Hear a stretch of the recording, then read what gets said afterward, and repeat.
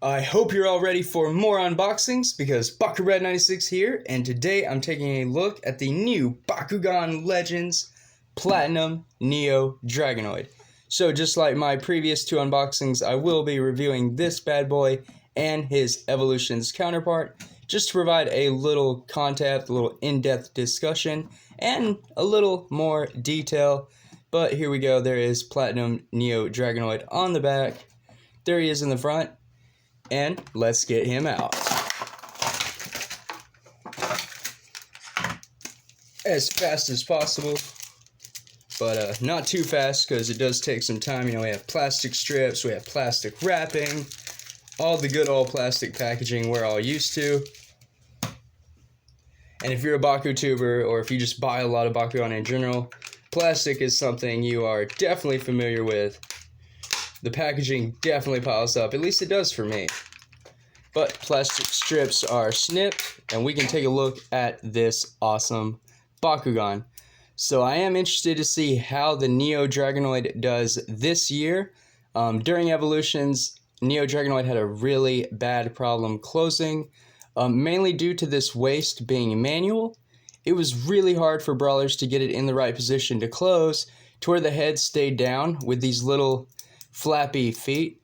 My R-list Platinum Neo Dragonoid is pretty much unplayable. These feet are never held down by the head plate on the back here. So when you're rolling it, the feet will just pop out, and that's like cheating. So can't use it, which is unfortunate. Hopefully that little design bug was fixed this time around. I can't wait to see. But first things first, the stats and core. So we have a minus 300 B power shield included. It's a trap. And then we have a regular fist that is a plus 150 B power and plus 2 damage. So we already know the core lineup of Neo Dragonoid, and that's pretty close to what it was originally. The Evolutions Platinum Neo Dragonoid was a double fist Bakugan, and this one is a shield and a fist. So moving that checklist out of the way, here is the included gate card.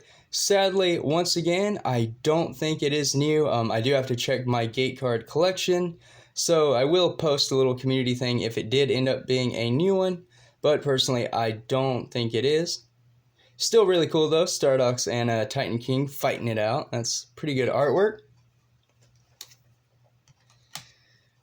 Now the stats for Platinum Neo Dragonoid. Love the artwork, by the way, already. Like, that is really, really cool.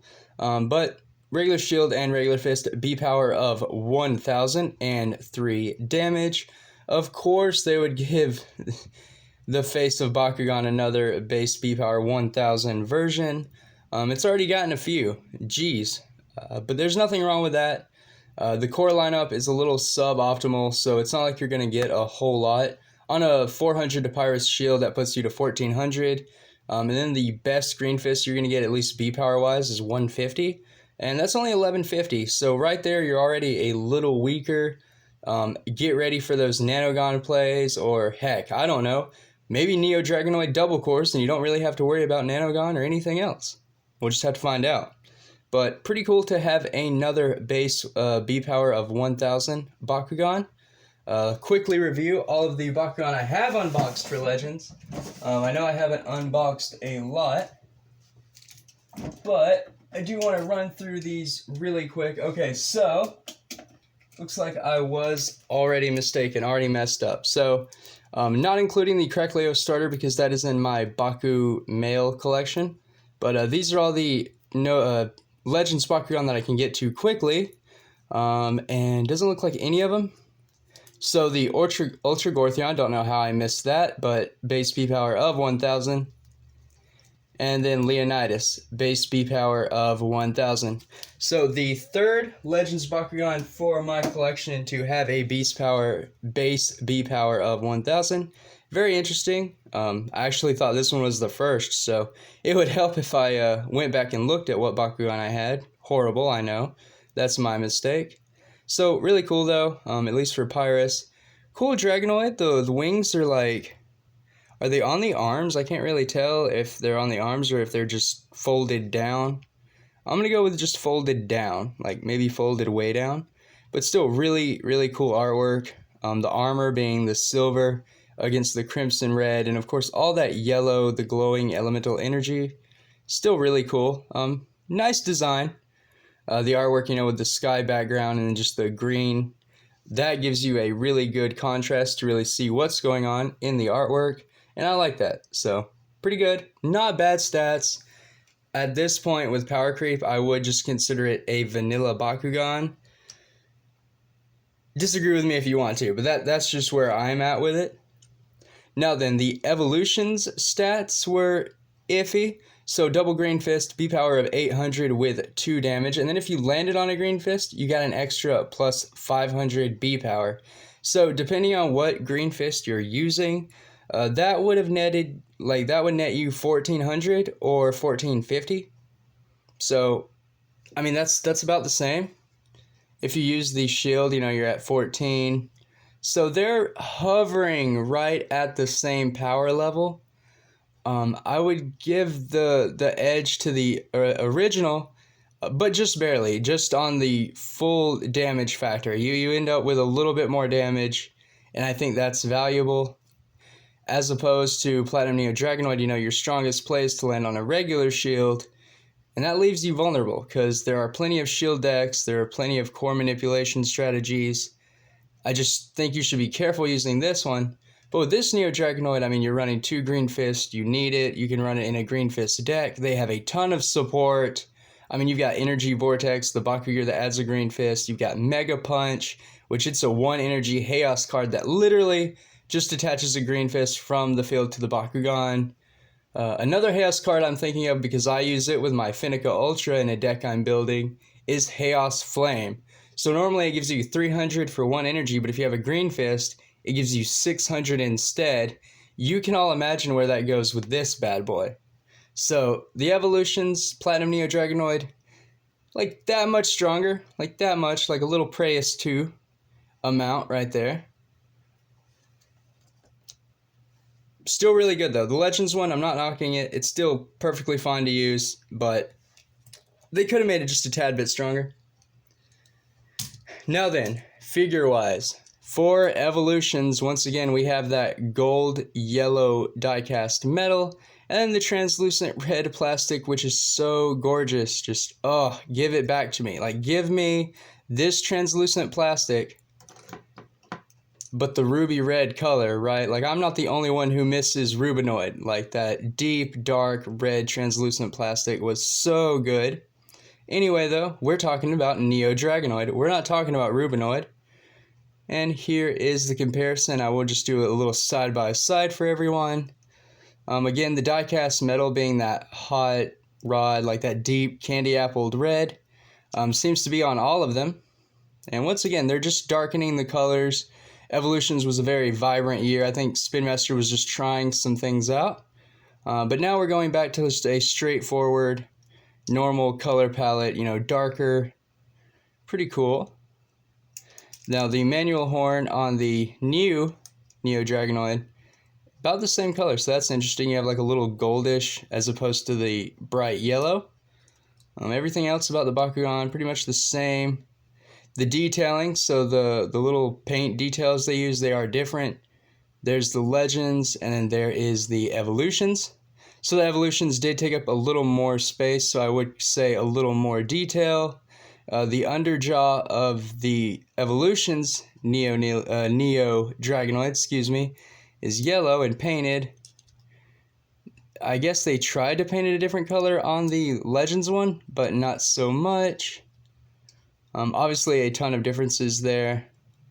The tail piece having this deep, like, crimson orange, which is hard to really tell the difference from that red, as opposed to the brighter yellow. But really the question is, will they close? So I don't know if my Pyrus one has the problem, because I think it's actually one of my only ones that does stay closed. Again, if you can get the waist piece to line up right, because that's like my hardest thing. There we go. Okay.